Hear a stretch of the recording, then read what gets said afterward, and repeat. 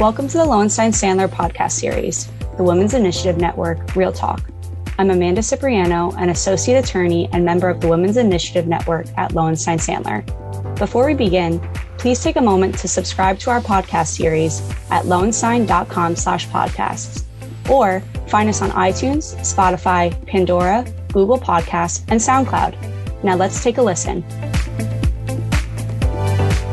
Welcome to another episode of the Women's Initiative Network, Real Talk. I'm one of your hosts, Rachel Dikovics, an associate in Lowenstein-Sandler's White Collar Criminal Defense Practice Group. And I'm another one of your hosts, Nicole Fulfree, and I'm Counsel in Lowenstein's Bankruptcy and Restructuring Department.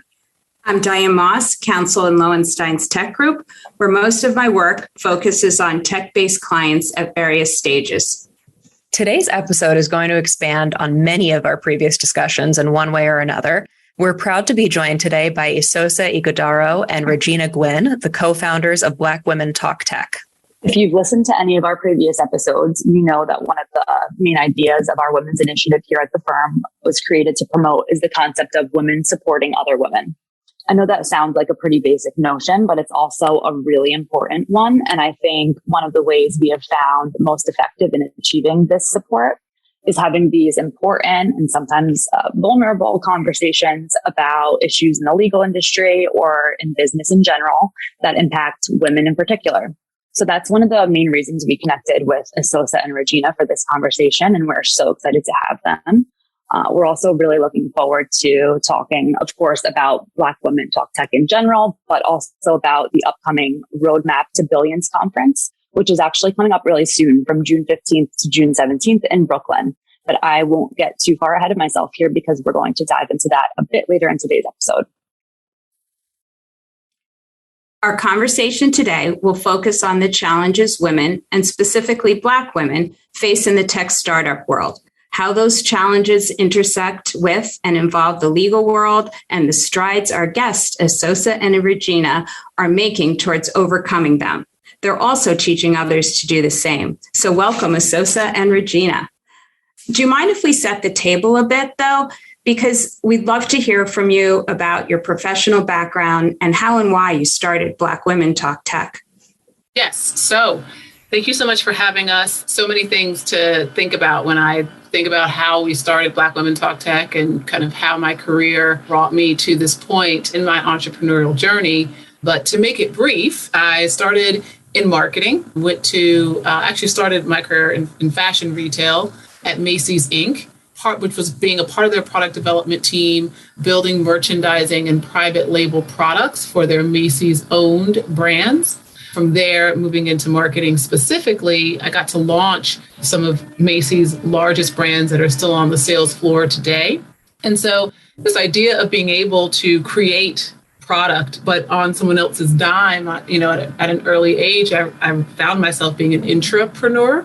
And always wanted to run my own business. My dad was an entrepreneur. His dad was an entrepreneur. And the idea of running businesses and being your own boss was actually something that was very, familiar and comfortable to me. And I do understand that is very unique and a blessing. And so I did go to business school. I received my MBA in entrepreneurship at the Kellogg School of Management at Northwestern University. I did a very brief stint in management consulting before going back into marketing, and always, again, knowing that I wanted to run something. Didn't know what it was until that idea hit me. And that was, in fact, a company that I launched in 2013 called Trust Noir. It was the first on-demand, on-location beauty booking app designed for women of color, essentially bringing the hairstylist to you, just like a car comes to you or your groceries come to you now.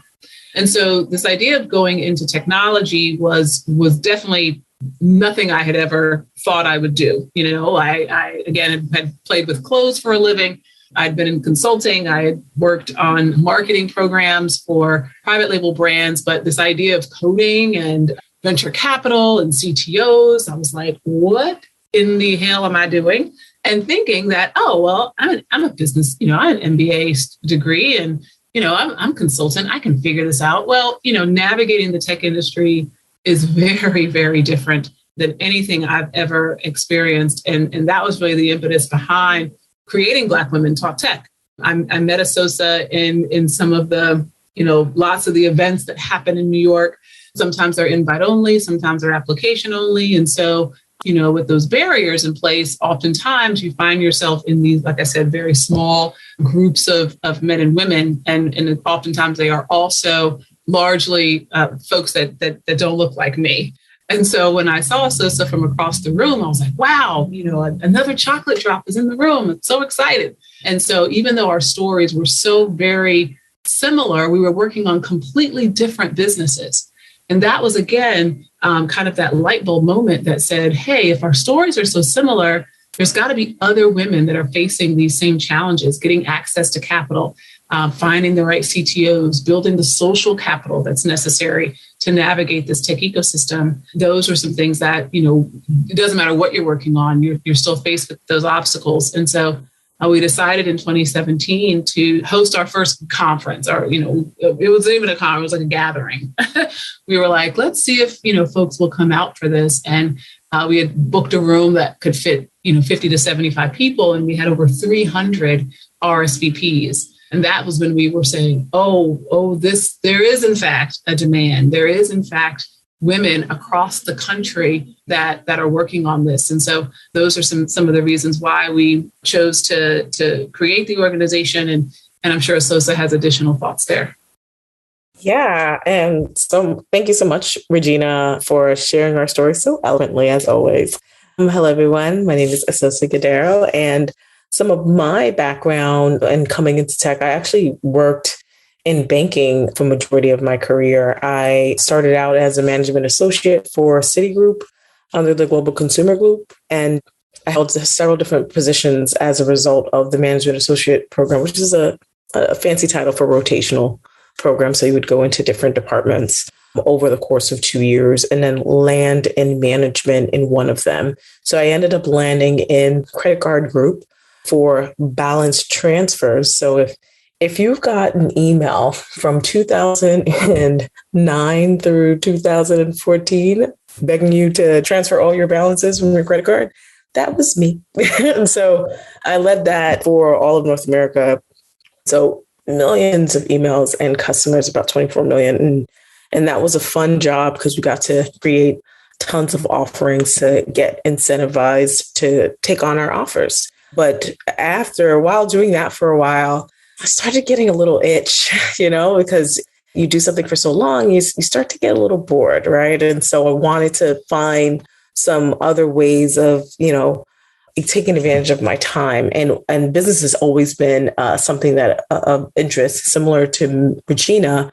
For me, my parents both are also entrepreneurs. They worked for themselves. I saw a ton of examples of seeing them, build their companies. And so I ended up considering technology when I found a friend of mine who used to work for Microsoft. I only had one friend in tech, and he was a software engineer at Microsoft. And he said he's leaving Microsoft. And I was like, why? Why would you leave Microsoft? You liked it over there. It's like, oh, I love it. But there's this hot new thing called apps that people are doing. And so he started creating a ton of gaming apps. And that's kind of how I got into technology, just learning from him and what he would do to build different apps for sale on the marketplace. And this was really early on. I think the iPhone came in like 2009. And then the apps were kind of getting into consideration a few years after. And so once he told me about that, I was hooked and started reskinning apps, working with developers, doing all the things. And then I ran into a stranger on the subway who happened to be in technology. And we just hit it off really well and decided to create a company 6 months later. So if you learn anything from this conversation, start businesses with strangers. It's the best thing I can offer. Just my story individually, ended up leaving Citigroup and going full throttle into this company called Cosign, which was a application that allowed people to recommend products through their images on social media and receive a commission every time a product was sold through their recommendations. And so we democratized affiliate marketing through images, at the same time also allowed people to really help us solve the image recognition problem, which was the bigger problem we were trying to solve, and allow companies and individuals as yourself be able to identify products within images, which could be used for so many different use cases. And so that was a product that kind of got me started in technology. And as I try to navigate and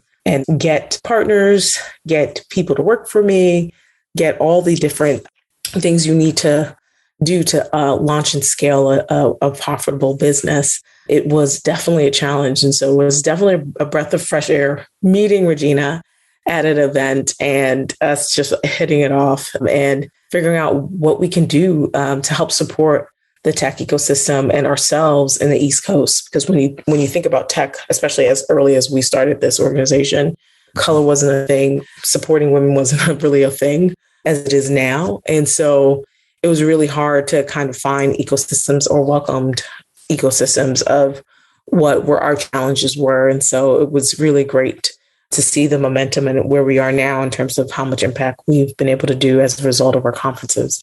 But yeah, that's how we got started. Wow, that is just a wonderful story. Glad you two ran into each other for sure. But Regina, you mentioned navigating the VC world. And so for context, can you share with us kind of how things work in the VC world? You know, traditionally, how are founders and investors connected? The importance of capital, where is the money going? Do you have any data around those things? I mean, you can take each question, but those are just things we're curious about because you definitely identified a need in starting Black Women Talk Tech. And you also referenced, how different navigating the VC world was from what you knew from your own business background. So we'd be just curious to hear about that.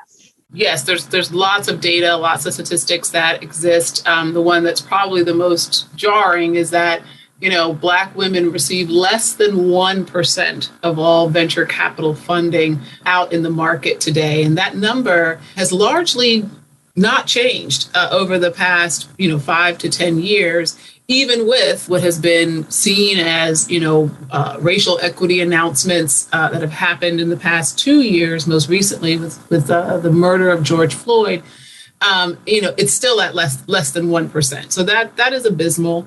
Part of that, and there's lots of reasons why that number continues not to budge. Oftentimes there are behaviors such as kind of pattern recognition, right? So if an investor sees a string of successful founders all, become unicorns and they all happen to come from Harvard and Stanford and be a white guy with a hoodie on, then, there's this assumption that those kind of people and that kind of profile should be the hot ticket, right? And yet, we are finding that Black women have higher levels of education in the country. They're the fastest growing demographic of women or of people starting businesses. And it's found that the companies that are created with diverse teams and that are led by diverse teams actually have higher valued companies in the long run. So the ROI and the value of an investor supporting these founders at an earlier stage actually becomes more beneficial to both the founder and the investor in the long run. So didn't know any of this going into tech and trying to, again, leverage my contacts and leverage the networks that I knew while also introducing, myself to clearly, people that you don't know. You're talking about your business all the time and you're meeting new people, but really having a strategy, having an actual targeted approach to the kinds of investors that you want to have on your cap table. No one ever told me that. No one actually broke it down for me in that way. No one told me I needed a warm introduction, as opposed to just sending cold emails or submitting your information on a website to go into a black hole. It's that social capital, again, that is so very valuable in the venture space to be introduced to the investors from a founder already in their portfolio, or, to be connected through an accelerator program or connected through some other already quote unquote vetted entity that allows the investors to kind of skip some of their initial due diligence because they just get such an avalanche of inquiries. So, and then you can have a whole separate conversation about venture and whether that's the right financing product for you. And again, we just had this conversation, I think, a couple of days ago on another panel. It's like, venture is not for everyone, and it shouldn't be for everyone. And so, just even thinking about the asset class in and of itself, we really have to think about as Black and Brown founders and as early stage founders, is venture even the right kind of capital to take at this particular time, knowing that, by taking it, you will likely not own your business, right? So you have to be okay with that and know that upfront as you move through other stages.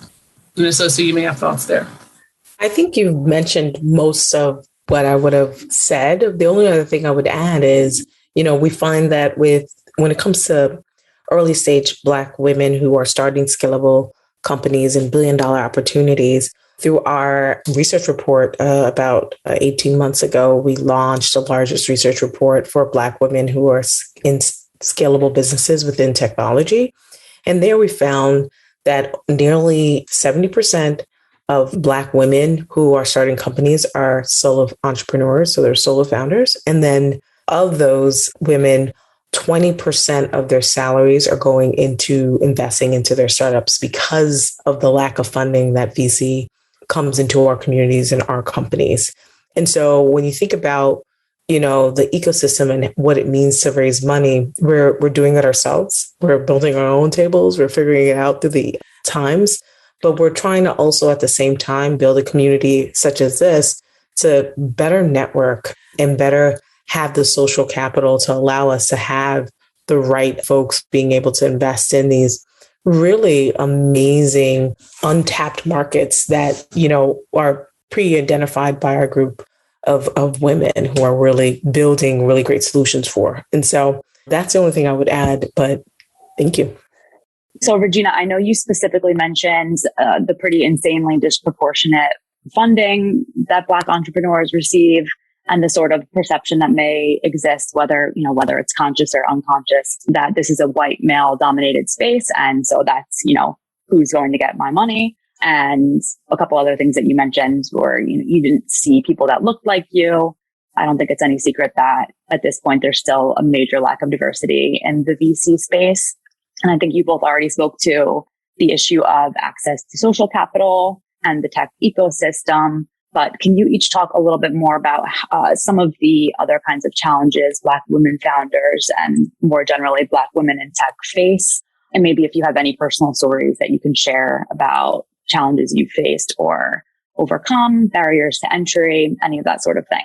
Yeah, I'll go first. As a Black woman who started a technology company, I think definitely if you would ask probably 4 out of 5 women, what's the biggest challenge? They'll tell you it's the money challenge of getting funding from investors or their family or just getting the startup capital because they don't have a rich uncle who can write them a check for like 50 grand or 100 grand, or like Mark Zuckerberg, have his dad give him 500 grand to start. I know. I always wish I had someone like that in my life. So it's always very interesting just to get started as a challenge. So you end up really becoming very creative and working with what you have. And so, in that same spirit, we're resilient in that way of trying to make a dollar out of 15 cents and really growing the solution that we have to solve this usually really big problem. And one of the things I found very challenging when starting my company is finding the right team. How do I get a really rock star person that works at Google right now or works at the Microsofts of the world to come and work for my startup? And I don't have the money, right? I don't have many of the resources some of these other technology platforms or other competitors are having. And so I ended up having to come up with creative solutions around like how much equity would give or how much time off, or figuring out ways to either identify if I can't hire someone full time, looking at a part-time contractor on the side as I work full time, or figuring out ways that I can barter experiences with folks who are similar spaces and that I had an expertise in marketing. So if you can give me your expertise in legal, we can exchange and do a lot of bartering. So a lot of that had to happen a lot when it comes to building out the team. And then I would say, in my opinion, when it came to start founders of colors and building up companies, it's the social capital aspect is probably not talked about enough of being networked and resourced within your communities to not only just gain relationships for investors, but to get you the right type of business relationships to pay for your platform or service. And it's so important to make sure that is not only something you're constantly building in terms of business development and relationships, people just not really knowing how to network well, right? And if you're the founder of your own company, marketing yourself and marketing to every stakeholder of the business is a big challenge that we've also found when it comes to women building and scaling their company. The one other thing I would say that is not also often talked about, and that has to do with race and gender, is how much women are hit on and not taken seriously for their companies. And a lot of times we have to have these kind of conversations of how to navigate being a woman who's like trying to really be taken seriously and really shown as a leader in that space. And those are the things where we found to be, in my opinion, most challenging, and a lot of conversations we have within our Roadmap to Billions conferences and within the spaces of our meetings to try to help founders get to the next level and really taken seriously in the space. And if Regina has some thoughts, she can join. I mean, I think Esosa really hit the nail on the head. The relationships are everything. To her point, and just in general, the best way to support a Black woman is to cut her a check. Period. The end. But there are all of the other very valuable connections and relationships that are absolutely necessary to just literally build and scale business. If you've never scaled a business before, having the operational expertise, productivity expertise, the HR expertise that's needed to get from $1 million to 10 million, from 10 million to 100 million in revenue, 100 million to $500 million in revenue, those are the things that no one talks about. And those are the kinds of advisors and resources that are largely kept quiet and kept in certain circles. So I do think that social capital is so very valuable. And that's something that we really do focus on at Black Women Talk Tech to expand that access to that kind of, to the financial and the social capital. Yeah. And one of the things that stood out that you guys mentioned before was, you see a white guy in a backwards hat that went to Harvard and someone thinks, oh, this is great. This is who I'm going to throw my money at. And I think, one of the other concepts that we talk about at the Women's Initiative a lot is the affinity bias, which is the concept that people naturally gravitate towards people who look like them. And so in situations like this, that can make things really difficult. And I think that highlights why the work that you're doing here is so important. So along those lines, can you tell us a little bit more about Black Women Talk Tech's mission and what you're doing to accomplish that mission? So the mission of Black Women Talk Tech is to identify, raise up, and support the next billion-dollar business that we believe will be founded by a woman of color. We do this through 3 ways. Education is number 1. We look to educate our community through multiple platforms, our conferences that are hosted 2 to 3 times a year. We also have a digital community where we offer webinars and online conversations, classes to give our community the tools that they need. And then we also provide access to funding. So at our conferences, we host our pitch competition this year at our Roadmap to Billions conference coming up June 15th, 16th, and 17th. We have a $20,000 pitch competition for the first place winner. And we've given out over $250,000 non-dilutive equity funding to the winners of our competitions. And it's not just what we give, but it's also the investors in the room that also cut checks and put our founders in their pipelines is also very valuable. And then the last piece that we focus on is just really inspiring. We really pride ourselves and value the story to amplify the stories of women who are already doing it. We are not the first and we won't be the last. And so, to highlight the fact that there are women that are raising hundreds of millions of dollars. There are Black women that are running billion-dollar businesses right now. And so we need to normalize the idea that a founder doesn't have to come from Harvard and Stanford. They don't have to live in New York and Silicon Valley. They don't have to have huge founder teams of 4 and 5 people. They can be a solo founder and still be a tech founder creating $1 billion startup. So we really do take a deep dive into those 3 pillars every year through our platforms and really make sure that our community understands that we're here for the long haul. And whether they're in for the long haul or not, we'll have these resources available to them. Yeah, Regina, I think you bring up a really good point that we talk about at the Women's Initiative all the time about the importance of empowering other women through spreading the word about the good things that others are doing. And I think the other important facet of that is, women are also shown to be less likely to sing their own praises and tell others about the great things they're doing, as opposed to our male counterparts who aren't quite as humble. And so I think that's such an important point. So along those lines, Nicole, I think it is important to acknowledge advancement and success stories. And I'm just wondering, Gina and Esosa, if you feel perhaps sparked by George Floyd, but do you sense there's been a movement towards advancing Black and Brown entrepreneurs? There certainly has been more focus or intentionality around society's attitudes towards race and inclusion generally.